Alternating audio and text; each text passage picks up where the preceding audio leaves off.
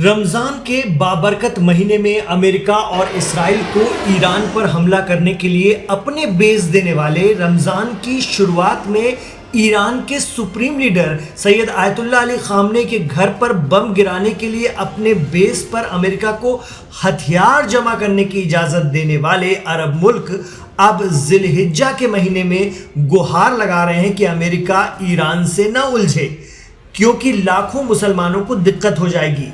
Expert कहते हैं कि अगर जंग शुरू हुई तो अरब मुल्कों को दिक्कत हो जाएगी। मीडिया में लगातार खबरें आ रही हैं कि ईरान अमेरिका के बीच बातचीत का माहौल आनन फानन में बनाया जा रहा है, यहाँ तक कि दोनों में फिर से बातचीत शुरू होने और जल्द ही कोई समझौता होने के दावे किए जा रहे हैं।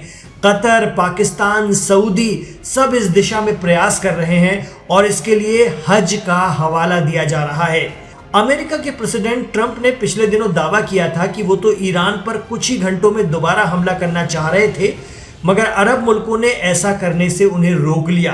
खबर है कि सऊदी और यूएई का कहना था कि हज के मौके पर अगर ईरान पर हमला होता है तो लाखों आज़मीन हज फंस जाएंगे।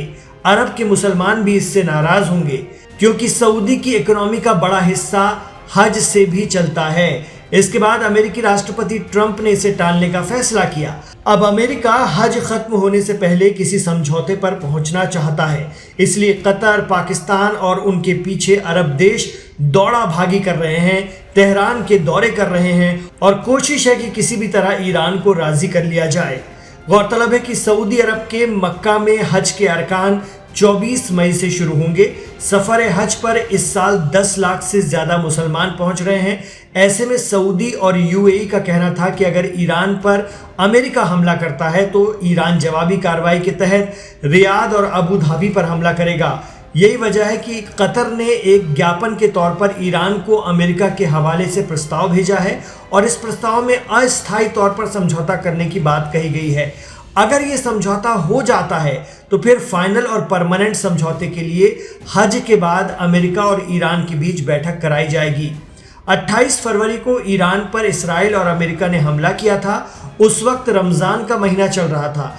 ईरान के supreme leader Syed Ayatollah Ali Khamenei की हत्या भी रमज़ान के महीने में ही की गई थी। इतना ही नहीं, ईद उल फित्र के दिन भी इसराइल और अमेरिका का हमला ईरान पर जारी था। हालांकि जब ईरान ने मजबूती से स्ट्रेट ऑफ हॉर्मुज को बंद कर दिया, तब कहीं जाकर अमेरिका ने समझौते की पहल की और अब अरब देश हज का हवाला देकर अमेरिका और ईरान को मनाने में लगे हुए हैं।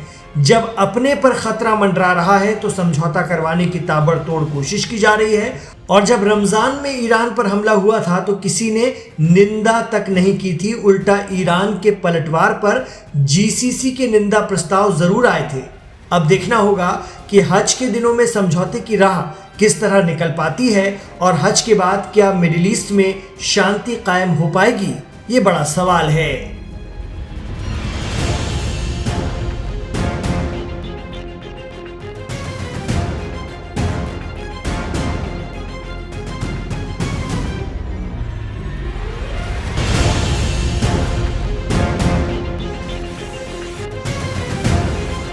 एक तरफ तो धमकियां और जंग की तैयारियां चल रही हैं। खुद ट्रंप कहते हैं कि घड़ी की टिक टिक शुरू हो चुकी है, ईरान पर हमला होगा। ईरान भी तैयारियों में कोई कसर बाकी नहीं रख रहा है। दूसरी तरफ खबर यह आ रही है कि ईरान और अमेरिका इसराइल को ताक पर रखकर जल्द ही न्यूक्लियर समझौते का ऐलान कर सकते हैं। मीडिया रिपोर्ट्स बता रही हैं कि ईरान को अमेरिका का ड्राफ्ट मिल गया है, जिस पर अभी सोच विचार चल रहा है। मिडिल ईस्ट का मीडिया रिपोर्ट कर रहा है कि इस बार सुलह समझौते का प्रस्ताव कतर ने तैयार किया है, यानी मिडिल ईस्ट का एक भरोसेमंद मीडिएटर और ईरान अमेरिका दोनों का अच्छा दोस्त कतर फिर एक्टिव हो गया है। इतना ही नहीं, अमेरिका ईरान दोनों दुश्मनों में समझौता कराने एक और मीडिएटर पाकिस्तान भी कोई कसर बाकी नहीं रख रहा है। कहा जा रहा है कि न्यूक्लियर डील पर दोनों राजी हैं। इस बीच पाकिस्तान के army chief Asim Munir Iran जा रहे हैं। कहा जा रहा है कि कतर के जरिए तैयार प्रस्ताव लेकर ही जनरल आसिम मुनीर तेहरान जा रहे हैं। इससे पहले भी दोनों मुल्क सीजफायर के बाद पाकिस्तान की राजधानी इस्लामाबाद में ही बातचीत के लिए बैठे थे और पाकिस्तान ने इसमें बड़ा किरदार निभाया है। मीडिया रिपोर्ट बता रही है कि तेहरान से वॉशिंगटन तक इसको लेकर हलचल तेज है। ईरान को अमेरिका का ड्राफ्ट प्रपोजल मिल गया है, जिसकी अभी समीक्षा जारी है। समझौते का जो प्रस्ताव है वो एक ज्ञापन के रूप में, एक मेमोरेंडम के रूप में है और कतर ने इसे तैयार किया है। इसी को लेकर पाकिस्तान के होम मिनिस्टर मोहसिन नकवी भी ईरान गए थे और वहां पर ईरान के बड़े नेताओं से उन्होंने बातचीत भी की थी। ईरान की तस्नीम न्यूज एजेंसी ने बताया है कि पाकिस्तान के army chief general Asim Munir Tehran जा रहे हैं। एक्सपर्ट कहते हैं कि अगर इस खबर में पुख्तगी है, सच्चाई है, तो ये बातचीत की दिशा को एक सकारात्मक मोड़ पर ले जा सकती है, क्योंकि पाकिस्तान के सेना प्रमुख का ईरान दौरा अमेरिका के जरिए मिले किसी समझौते के प्रस्ताव के बाद ही तय हुआ होगा। हो सकता है अमेरिका ईरान की शर्तों पर राजी हो गया हो। 20 मई को भी मीडिया के सवालों का जवाब देते हुए ट्रंप ने कहा था कि ईरान अमेरिका मिलकर एक बड़ा ऐलान कर सकते हैं। ये कब और कैसा होगा ये अभी देखना होगा, क्योंकि समझौते के ऐलान पर अभी कोई बात नहीं हुई है।